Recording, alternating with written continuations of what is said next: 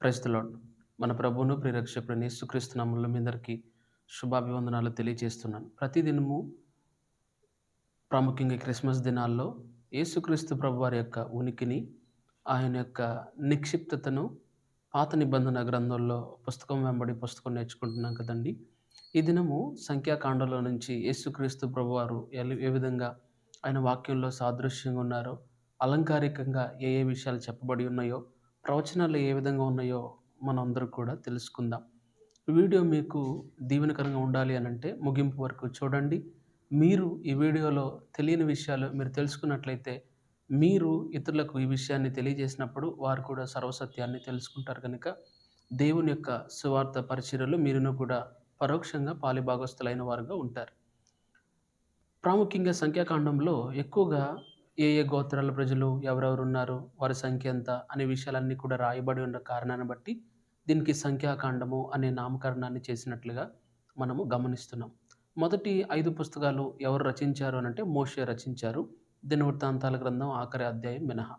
ఎందుకనంటే ఆఖరి అధ్యాయంలో మోషే మృతి గురించిన విషయాలు గమనిస్తున్నాం. ఒకవేళ మోషే మృతి గురించి మోషే రాయలేడు కనుక ఆ అధ్యాయాన్ని మేబీ మోస్ట్ బైబిలికల్ స్కాలర్స్ యెహోషువ రాసి ఉండొచ్చు అని చాలామంది యొక్క అభిప్రాయం. అధ్యాయం మినహా మిగతా అన్ని అధ్యాయాలు అన్ని పుస్తకాల్లో ఉన్న మాటలు మోషే రచించి ఉంటాడు అనేది చాలామంది యొక్క అభిప్రాయం ప్రియులారా. ముందుగా యేసుక్రీస్తు వారి ప్రవచనాలు అనగా యేసుక్రీస్తు ప్రభువారి గురించిన ప్రవచనాలు ఈ యొక్క సంఖ్యాకాండంలో ఎక్కడ ఏ విధంగా ఉన్నాయి, వాటి ప్రవచన నెరవేర్పేంటో తెలుసుకుందాం ప్రియులారా.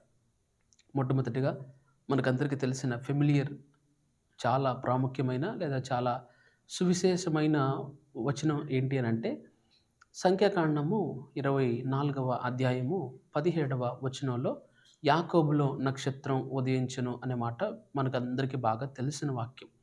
ఈ మాట ఎవరు చెప్పారంటే బిలాము ప్రవక్తకు ఒక దర్శనంగా దేవుడు చెప్పిన మాటగా గమనిస్తున్నాం. యాకోబులో నక్షత్రం ఉదయించునంటే ఈ నక్షత్రం ఎవరు, ఇంతకీ యాకోబు ఎవరు, ఈ విధంగా కొంత లోతులోకి వెళ్ళగలిగినట్లయితే యాకోబు సంతానంలో నుంచే దేవుని యొక్క అనగా యేసుక్రీస్తు ప్రభువారు ఒక నక్షత్రంగా ప్రజలందరి కొరకు ఆయన ఉదయిస్తాడు అనే విషయాన్ని మనందరం కూడా ఈ వచనంలో నేర్చుకోవచ్చు. అండ్ మోరోవర్ చాలామంది యూదుల యొక్క నమ్మకం ఏంటి అనంటే రాబోతున్న మెస్సయ్య ఖచ్చితంగా యాకోబులో నుండి వస్తాడు.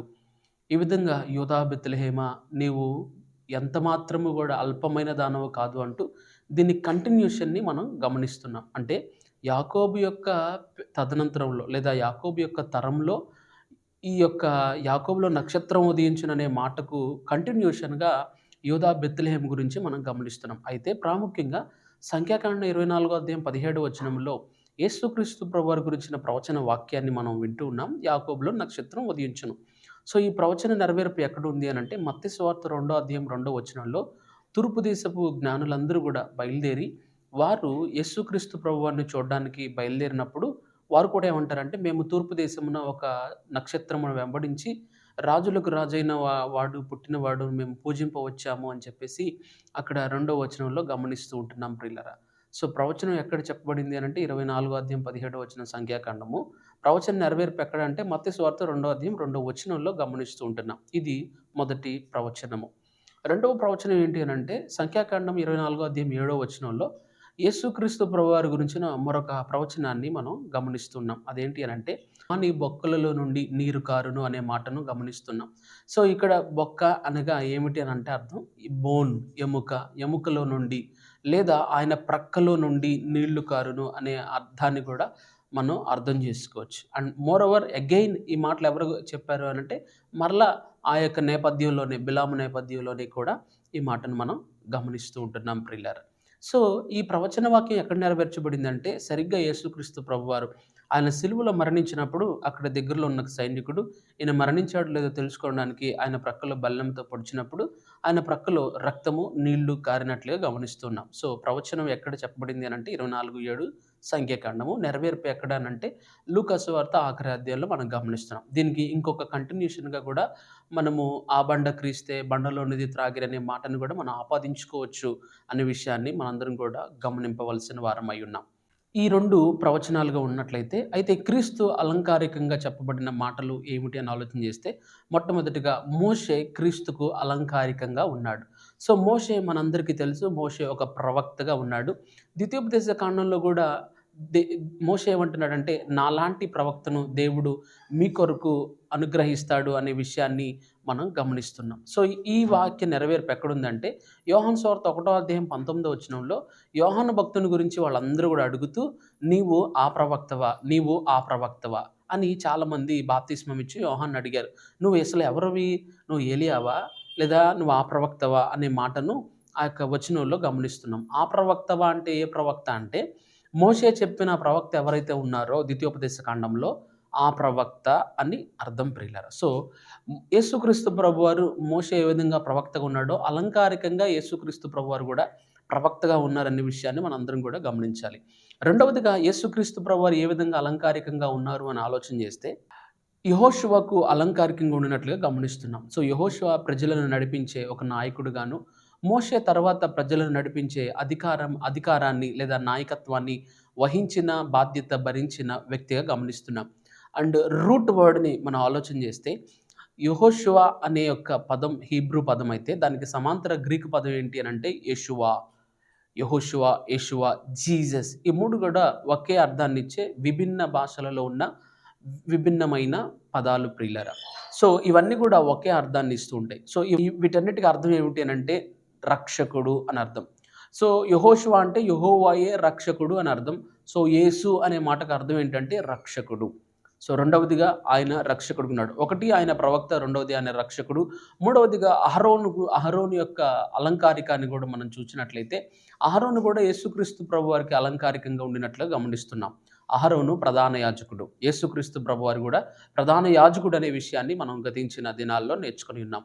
నాలుగవ అలంకారిక ఏమిటి అనంటే, యేసుక్రీస్తు ప్రభువారు ఒక రాయి అనే విషయాన్ని మనం గమనిస్తూ ఉంటాం. సంఖ్యాకాండం 20 అధ్యాయం 1 నుంచి 13 వచనాలు చదివితే, ఇశ్రాయేల్ ప్రజల జీవితాల్లో ఎదురైన ఒక సంఘటనను అక్కడ మనం గమనిస్తూ ఉంటున్నాం.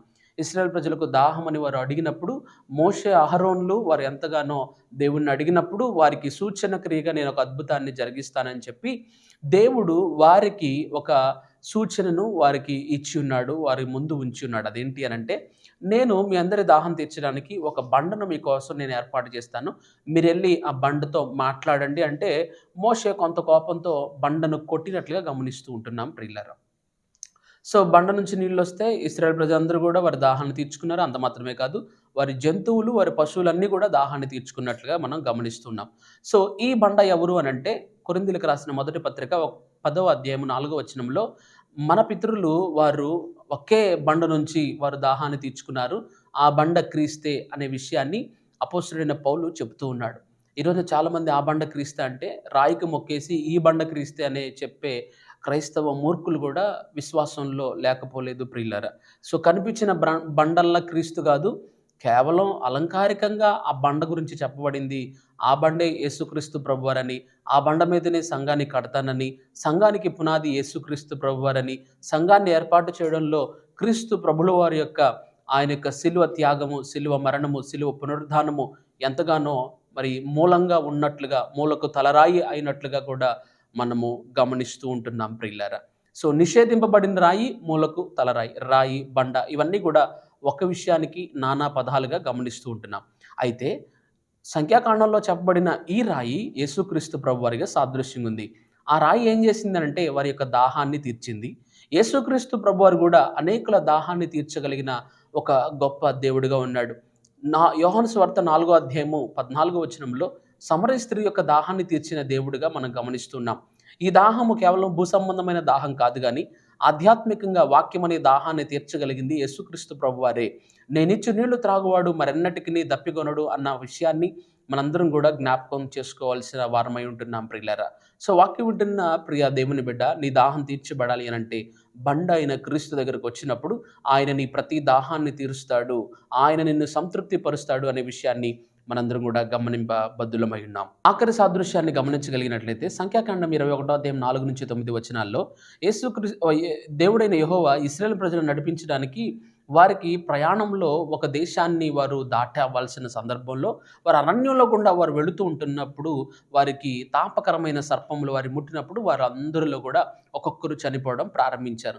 ఎందుకు ఈ మరణం వచ్చిందంటే వారే చెప్తున్నారు, మోషే మీద సణిగారు, మోషేకు దేవునికి విరోధముగా వారు మాట్లాడి అటువంటి మరణాన్ని వారు సంప్రాప్తించుకున్నారు అనే విషయాన్ని అక్కడ గమనిస్తున్నాం. అప్పుడు యో మోషే దేవునికి మొరపెట్టినప్పుడు దేవుడు ఏమంటున్నాడంటే, వారందరూ కూడా చనిపోకున్నట్లుగా నీవు తాపకరమైన సర్పముల వంటి సర్పాన్ని, ఇత్తడి సర్పాన్ని చేసి ప్రజలందరికీ కనబడినట్లుగా నువ్వు ఎత్తులో పెట్టాలి.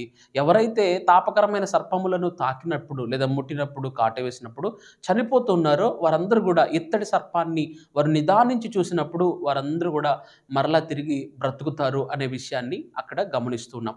సో ఇంతకీ ఈ ఇత్తడి సర్పం ఎవరు? తాపకరమైన సర్పాలేంటి అని ఆలోచన చేయగలిగినట్లయితే నో డౌట్ బైబిలికల్ నాలెడ్జ్ ఉన్న ప్రతి ఒక్కరు కూడా ఈ తాపకరమైన సర్పాలు ఖచ్చితంగా మన యొక్క పాపాలే.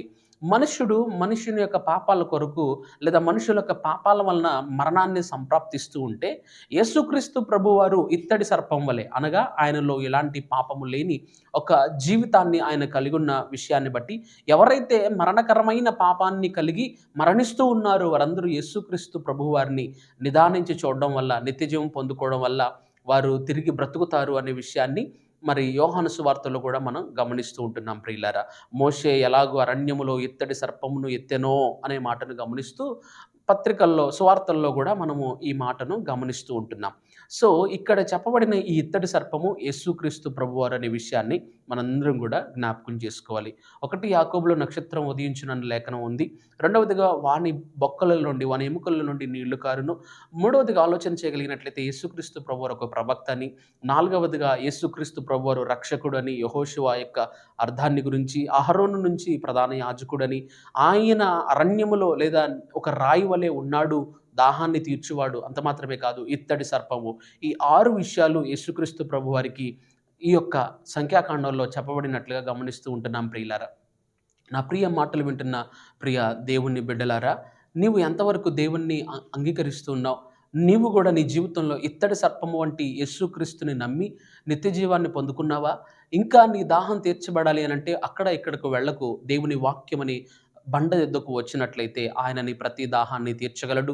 ఆయన నీ కొరకు నా కొరకు విజ్ఞాపనం చేసేటి ప్రధాన యాజకుడిగా ఉన్నాడు. ఆయన రక్షకుడు, ఆయన ప్రవక్త. ఆయన మనకందరికీ సరిపోయిన సాటి అయిన దేవుడు అనే విషయాన్ని మనందరం కూడా గుర్తింపబద్ధులమై ఉన్నాం. చిన్న ప్రార్థన.